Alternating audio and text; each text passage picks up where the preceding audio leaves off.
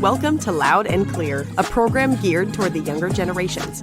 You can listen in every Thursday at 7 p.m. or find the plug to our YouTube channel on kgtcradio.com. Hey, I'm Carlos. And I'm Nathan. And welcome to Loud and Clear. Excited to be here we got some pretty sweet guests on. But I want to go through prelims first, otherwise I'm going to forget and then I'll be in trouble. So, if you have questions for us, you can email them to vcfrevivalyouth@gmail.com. Put LC in the subject line, or you can text 509-402-3446. So before we get into our highlights, gentlemen, we got obviously Pastor Nathan, but he's not really a guest. He's our host. But we got Garrett. Yeah, it's so good Garrett, to be here. It's good to have you. And then we got Pastor Victor. Good morning. Victor, it's good to have you. And we're going to just continue our testimony series. But I know some of us got some highlights. So, gentlemen, any highlights this week? Started barbecuing. Barbecuing. Yeah. It's that season. Started doing some burgers. Yeah. I think it's going well. Haven't caught anything on fire yet.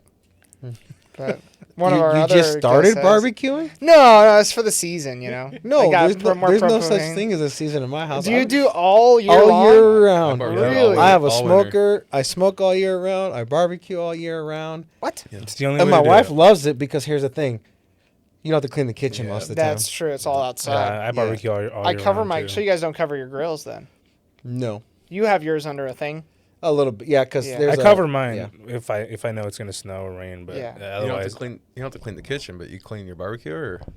No, I don't clean it until springtime, usually. Spring Until it catches cleaning. on fire? And then it Oh. catches on fire. Yeah. So as we are recording this, I caught my barbecue on fire yesterday doing chicken thighs. Duly note, do not start the barbecue with the skin down on your chicken thighs. This is good lessons for me. Yeah. I have yet to attempt chicken. And don't close it.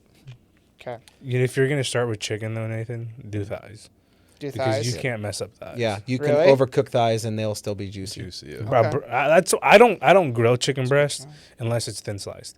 Yeah. If it's a full breast, you will ruin it. It will be dry. It won't be good. Nobody will like it. Better but to if you bake it, right? bake it, but chicken. I love chicken thighs. Yeah. We were just talking about this yesterday on our walk, and Victor, this is a secret, and this is what I do. He cuts his in half, like thin ways, right? So, Okay. And then you just gotta temp be it. thin. It's like 5 minutes on each side, and temp it until it's at 160 or 165. Yeah. It's juicy. I am Breasts are gleaning good. right now. This is good But wisdom. still, chicken thighs are far superior to chicken they thighs. taste better. Well, I mean, Because it's dark meat, so it just tastes better. But I mean, speak for yourself, man. I mean, I don't know. I mean, I'm just saying. I'm just saying. For me personally, a good chicken. You can't beat a good chicken thigh. Okay, well. We don't eat a whole lot of chicken breast in our house, but No. Chicken breast. But, Breast is where it's at. Yeah. I don't know. I think you guys got something wrong with you. So it's on that barbecue one. season. It Sounds is like. barbecue season. Yes, it is. By the time this comes out, I think I'm side-eyeing my wife because I don't want her to hit me. But yes, yeah. Yeah, it'll be about the right time. Yeah. Yeah. Yeah. Okay. It's getting to that point in the in the year where you can actually be outside and it's enjoyable. Yes. I went on a hike this last week and that was great. You didn't. It was a little windy, but it was like perfect. You're uphill 95% of the time. Yeah. And so it was perfect. Me and the 4 kids just going up, trucking along Whistler Canyon. It was great. You said your kid. You said Micah ate it a couple times. Yeah, though. on the way down. I told him, I was like, Just listen. like their father. I was like, on the way down, you have to be careful because momentum just carries you. Yeah. And like twice, he just ate it. And I was like, oh, man, that sucks. Or in your marriage, are you the klutzy one or is your wife the klutzy one? My wife. I'm not. Really? Yeah. Okay. I mean, I don't want to put her on the spot because she's not here to defend her. But she backed into a vehicle. And I'm like, in my eyes, it's very hard because I'm like, you have a backup camera. Yeah. You have sensors. Yeah. You have all this stuff. How do you still hit a vehicle that isn't even moving? Yeah. My wife's done that a couple times. But it's funny. No, she's way more klutzy than I am. I'm pretty. I mean, I've had my moments. Don't get me wrong. But for the most part, I'm not like that. Anyways, for the real reason that we're here, we're super excited to have you on, Pastor Victor. Obviously, for those of you listening, this is our testimony series that we really feel like that's where God's putting us for the time being. So you're going to hear a lot of testimonies. And, there's power in a testimony. Mm-hmm. People can argue theology and they can argue the Greek and they can argue whatever they want to argue, but you can't argue with a transformed life. Yeah, absolutely. You can't argue from an ex-addict to to now you're free, you're saved, you're delivered, and you have a family, and you can't argue those things. You can't argue somebody's life and their experience with their walk with God. So I'm super excited. Obviously, those of us sitting here know Pastor Victor pretty well, but for those of you that are listening, tune in. It's going to be good. So first of all, Pastor Victor, if you just want to take us through, where were you born and raised, and we'll just start there. I was born in Wenatchee, Washington, and I was raised in that area, particularly mainly in Kashmir, which is about 12-minute drive going towards Leavenworth. And so I was living in Kashmir. I lived in Dryden for a little bit. We did live in Wenatchee, but particularly from the time I was like 4 to 5 until I was 14, I lived in Kashmir. So I went to Kashmir school.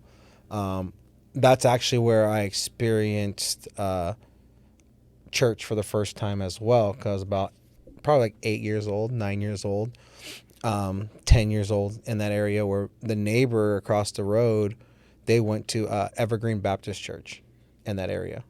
And I typically never went to church with them before, but it was a summertime when I first went, and they had these evangelists from missionaries from Australia come to their church that were Baptists, and they were putting on like a whole week, like almost like a Bible school thing. But it was a crazy event, because it was like we hung out all day, even at nighttime. Like in the evening time, we were doing stuff like they did these like how many marshmallows you can fit in your mouth to say say chubby bunny, right? Yeah. I won with 14, by the way. It took me a long time to eat marshmallows again. Yeah, I bet. And so also I had a competition that I won in school, eating as many Twinkies as you can. So it took many years to eat Twinkies again. Yeah. So, I'm saying, like, if you love those type of things, don't get in those type of competitions. Yeah. Duly noted. Otherwise, they're going to ruin it for you. Yeah. But I can eat s'mores now, so praise the Lord. Amen. That was like my experience, and I really drew, I think the guy's name was like Ronan, and he was a super nice guy. He was super tall. He was really tall, and but he was super nice to me, and I just felt love. Yeah. You know, I felt love when I was there. So that's what kind of sparked my interest of going to church. And my parents never did, but they never were like, "Oh no, you can't go to church," Yeah. So I was able to experience that. I've also had a bad experience in church as well. With my mom got into a church that was really like it was more of a cult than a church. Come to find out. And I had a bad experience with that, with them, just the way that they operated church, the baptism of the Holy Spirit. They were rolling around like dogs, really like pushing my mom down. She couldn't get up, and it was a horrible experience witnessing as a younger kid. So church wasn't like, I had 2 experiences so far. So it really never really filled it out, and then after we moved up here when I was 14, I never really went to church. I kind of did my own thing, and then my brother, I don't know how, I never really asked him, but him and his little friends somehow got invited to a youth group that was in Ellisford. And so he was going to the youth group probably maybe once or twice. He wasn't saved. They were just going, they're having fun, because they did a lot of games and had fun, and stuff. And he's like, "Hey, you want to go to youth group or something?" And I was like, "Yeah, sure." So I got dropped off at youth group, and I just remember going to youth group, and all of a sudden it was like, this is pretty cool. Yeah. And it was like the second time going to youth group or something, and I was like, okay, I want to be saved. And so I ended up, when I was 16, giving my life to the Lord. And then I just started really just youth group is where it was at. Like, I never started attending church services yet or nothing like that. And then we got kind of so big because it ended up like becoming like Okanagan County Youth Group eventually. Yeah. I don't know if you heard about it, but I mean, people probably still do. So we were in Tonasket. We came out of the Foursquare Church. That's where these people attended there. And it's by the old Two Sister building, where I'm talking about, right across the street from Subway. And so we were attending that church for a while. I was attending that church for a while, and we went to this conference in Canada that was called Avalanche. And this was when I experienced the first real conference I ever experienced. It was a youth conference. It was before the borders were really strict. You could just go with a piece of paper, like, we're going to church event. This is where we're going. And they're like, okay, go ahead and go, And so we went there, and it was hundreds, if not at least over 1,000 kids there. Wow. I mean, so like when I go to G3 with us, it kind of reminds me of when I was a kid. Yeah. Like I look at it, but I was like, I look across the room, and I'm like, but it was way bigger. Like the auditorium was bigger. Yeah. It was the stages were bigger. Like it was just way bigger. And so we went to this youth group over there and this conference, and I just seen the Spirit of God fall. Yeah. And so I started having good experiences with church and good experience with God. And so I continued to just be sold out for Jesus for a while. And then I was 17. And when I was 17, they had a missionary come in, evangelist missionary, and he's a Hispanic guy. And at the Foursquare Church, and I remember going to church that Sunday. I can, like, like when you have these experiences with God, how like they're like burned in your memory. Like you can watch it fold out before your eyes. Yeah. Like some of the God dreams that you have too. There's certain dreams that you have from the Lord that just, it's like you can just picture it play out in your mind. Yeah. And so I just remember like getting ready to go to church, and I went to church, and I was wearing blue jeans, Jinko jeans back then. The Jinko jeans with the big pockets and all that stuff, big, really wide leg, all the stuff that's coming back today. Yeah. Next story back around. Yeah, it's the circling back around. And I was wearing these and one tennis shoes, and I liked them because they were really wide on the side, and they had either red down the middle or blue. And I was wearing those blue ones particularly because that was just my thing for the moment. And I wore just a white plain T-shirt. And I had my a necklace that my mom got me for my birthday that had a chain with a cross on it. And I just went to the church, and when I walked to the doors, I walked in the doors, and I was on the right side of the church. So like if you were to walk into the sanctuary, our sanctuary, and you look straight to the stage, you go to the right hand side. And that's kind of how I was there, and I was kind of like 2 or 3 rows from the very back. And I was kind of sitting in the middle with some friends. And this missionary, he goes, "You in the white shirt." And so everybody's like looking around because they're like, white shirt. And then, you do that thing, like you point your finger to me because I'm like one of the few wearing a white shirt. And he's like, "Yeah, you." And he says, "I feel like I got a prophetic word for you." And I said, okay. So I've never knew what prophetic words were. Yeah. So in the time I was 16 and 17, I've experienced somebody being filled with the Holy Spirit, and then I'm experiencing a prophetic word. And so I go, okay. And he goes, "God is going to use you to help break down prison walls and to set captives free." And now today I'm a pastor. Yeah. Helping keep people be free with the gospel and help them no longer be in bondage. And it was like, and God just reminded me of this like a couple of weeks ago. It's like bringing back a prophetic word that I got when I was 17. Yeah. Not knowing that I truly didn't surrender to the Lord until I was 31. Yeah. Like, isn't that crazy? Yeah, that's crazy. Like, I could have experienced a lot sooner. Yeah. But because I never did, because there's a surrender moment. Yeah, for sure. All of us here have a surrender moment. Yeah. Where it's the Garden of Gethsemane moment, where it's no longer I want to live for myself, but I want to live for you, God. Yeah. And it took 15 years after being saved to get to that moment. Yeah. And so I fall in and out of church the rest of my life for 15 years. Yeah. It wasn't instantaneously. I got trouble with the law. I got mixed up in a situation that I should have never been. Didn't understand the consequences of it. And, even 22 years later, it still gets brought up every once in a while. Well, it never used to get brought up, but now that I'm in ministry, the enemy still wants to use it. Oh, yeah. And fortunately for me, God is gracious, and he went before the situation, got it taken care of, and it kind of got put to rest real quick. Yeah. It's almost like he shuts the mouth of the roaring lion. You see scriptures fulfilled when you're walking out his will. But what it does in you is it brings the enemy wanted to do is try to bring fear over me Yeah. Yeah. in this season of my life. And so I walk that out. I walk out the whole messing up at 19 years old for the last 22 years. I get married when I was 25. And then, we attend church and have kids but man, I was farthest thing from being who I am today. Yeah. Yeah.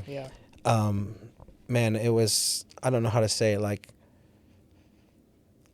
I was what Paul would say, a wretched man, but without the experience that Paul was having. Yeah. Yeah. I identified as being saved, but man, I was wretched still. Yeah. It was all about me and my way, the highway type of thing. Yeah. And when so I ruined my first marriage out of anger, jealousy. I mean, just everything under the sun, basically. Wasn't a drinker, wasn't a partier. Yeah. Did dabble in that, a little bit of drinking, but never really did drugs and all that stuff. I never got mixed in that, even when I was a kid. Like, I've probably been high on marijuana like 5 times my whole life. I just never did it. Same thing with alcohol. I've only been drunk probably 5 times my whole entire life. Yeah. Probably a little more if I really started like calculating out, but like just to put in perspective, Yeah, like 5 yeah. times, Yeah, for for both whole things. life. But I've never tried anything else. Yeah. Just Yeah. never had the desire to. What would you say when you were a teenager was the biggest thing that you were battling with? Identity. Yeah. I'd say identity and trying to make a name for myself. Okay. Who I was, like try to make make yourself known, seen. Yeah. Is more of like,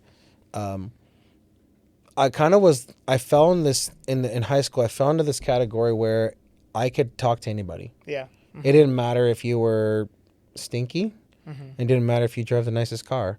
I didn't care what area you came from. I'll talk to you. Yeah. It just that's kind of what I would consider. People would consider me, as I talk to other people about my high school and stuff. They said I would consider you as being popular, Yeah. but I never seen myself as that. I've always seen myself less than, Yeah.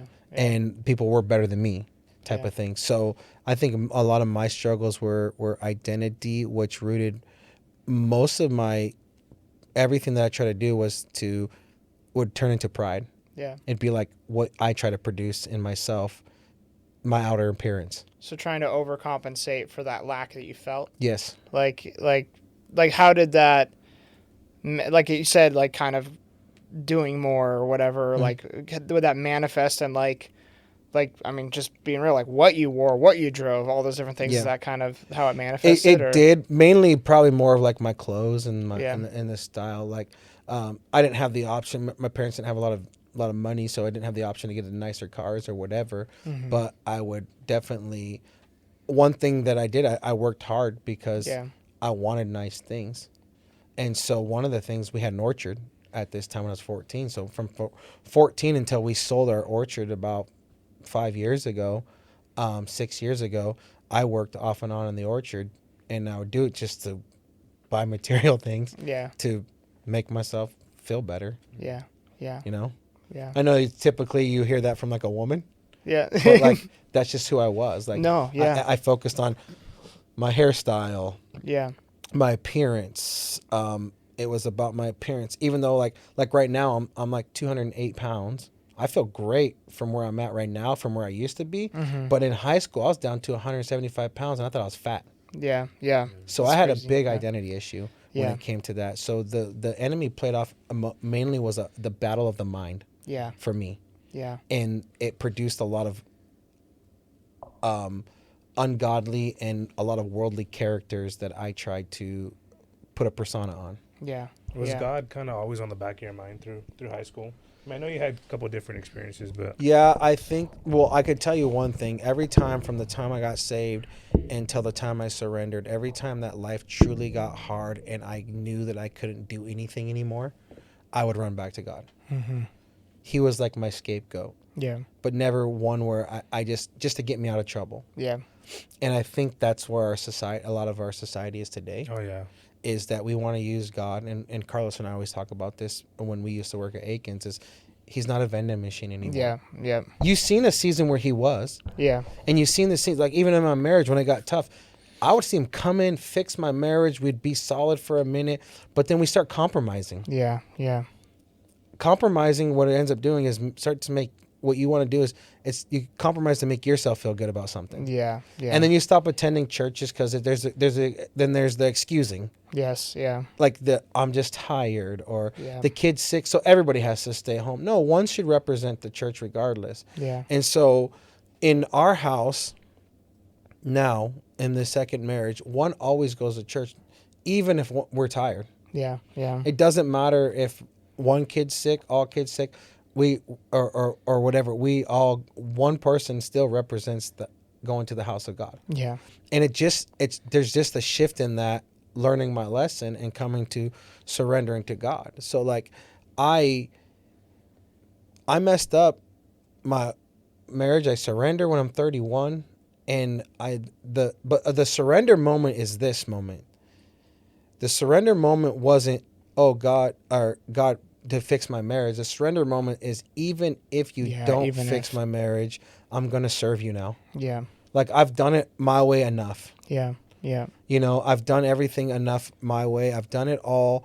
I've seen the blessings of the Lord. I've seen him trying to draw me back, even when I'm walking away from him during the time from 16 to 31. Like I've seen, like, it wasn't until I surrendered where I could reflect back on those 15 years and realize that, and see his hand always trying to draw me back. Yeah. So there was never a way that I could turn back and say, well, you never tried, Lord.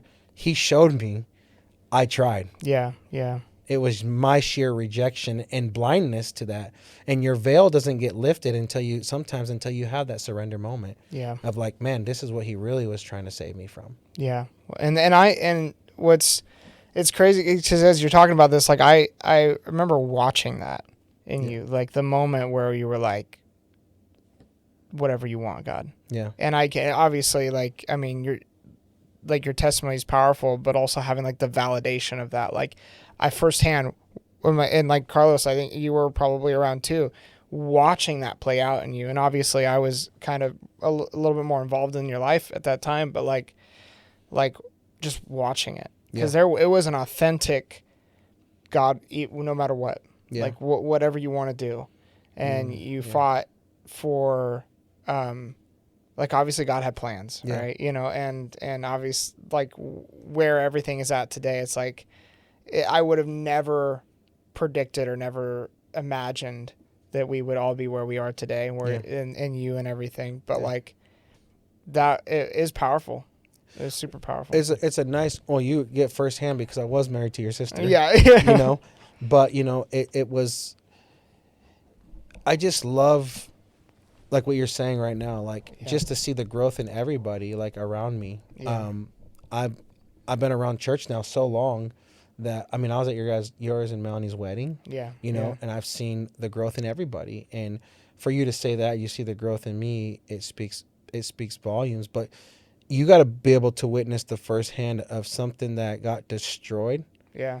But you also got to witness the firsthand of something that God was able to resurrect. Yeah, absolutely. Out of chaos and out of the ashes to beauty moment. Yeah. And you know, like I got to live it out, but when other people get to experience and see it, it's what the gospel's supposed to do. Yeah. It's supposed to make people believe even more about the transformation power of Jesus Christ because you're being transformed. Yeah. So for you to say that is an honor to me. Yeah. That, because I just literally almost preached this last Sunday as we record this to the congregation about walking out our lifestyle needs to walk out and represents Christ. But for you to say that to me, it speaks volume that like when I preach something like that, like I've literally done it. I've watched God do it. You've walked it. Yeah. Yeah. I think it's cool. You know, we don't have a whole lot of time left, so I'll make this short. But you know, we've had a couple different testimonies on, and a lot of what I hear for struggles, especially as a young adult and teen, is identity. Yeah. You know, and if that's not something that I think every listener can connect to in some level, but it just goes to show you, even if you are dealing with that identity issue, like look at these men and women eventually that we'll have on this program telling their testimonies of how God has overcome that in their life. Yeah. And obviously, Victor, you're one that, what you've walked through and what you have dealt with could easily have become somebody's identity. And you haven't let that become your identity. And I think that's something that as a teen and as a young adult, you can really glean off of. Yeah. This is a man you can glean off of, a godly man, and if you're struggling with identity issues, God is so merciful and so loving and so kind that he'll change your identity. It's one of the first things he does is he establishes you as a son or woman of God, and I think it's just powerful. But we are at a time, and we will be picking this testimony part 2 up for Pastor Victor on the next one. So we'll see you on the next program. Tune in to Loud and Clear every Thursday at 7 p.m. or listen online at kgtcradio.com.